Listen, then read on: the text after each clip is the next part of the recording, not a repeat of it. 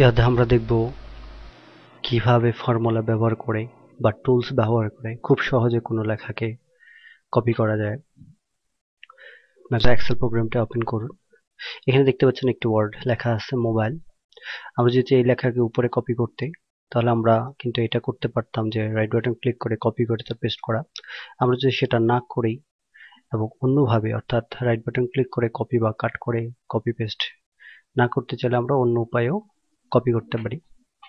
যদি আপনি এই লেখাটি উপরের ঘরে কপি করতে চান তাহলে উপরের ঘরে ক্লিক করুন, হোম মেনুতে ক্লিক করে ডান পাশে থাকা এই ফিল এর তীর চিহ্নতে ক্লিক করুন।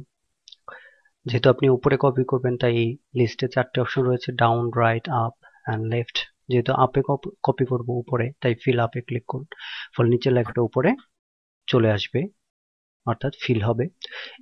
এখন যদি আপনি এই লেখাটি লেফটে ফিল করতে চান বা কপি করতে চান তাহলে পুনরায় লেফটে ক্লিক করে এই চিহ্নটিতে ক্লিক করে লেফটে ক্লিক করে লেফটে চলে আসবে। একইভাবে আমরা রাইটে এবং ডাউনেও ব্যবহার করতে পারি। তো এইভাবে আমরা ইচ্ছামতো যে কোনো লেখাকে আমরা খুব সুন্দর করে কপি করতে পারি।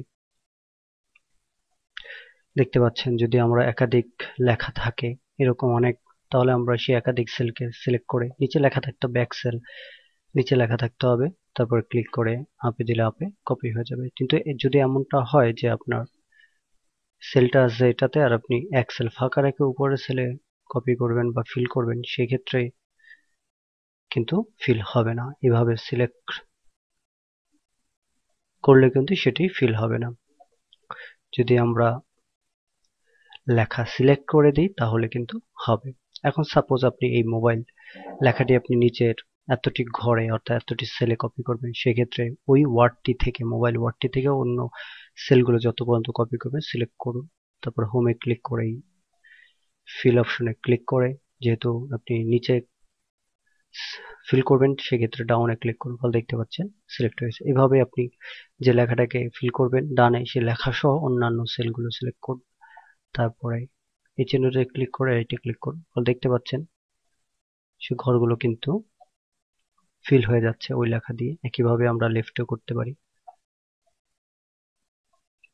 একইভাবে আমরা আপেও কাজটা করতে।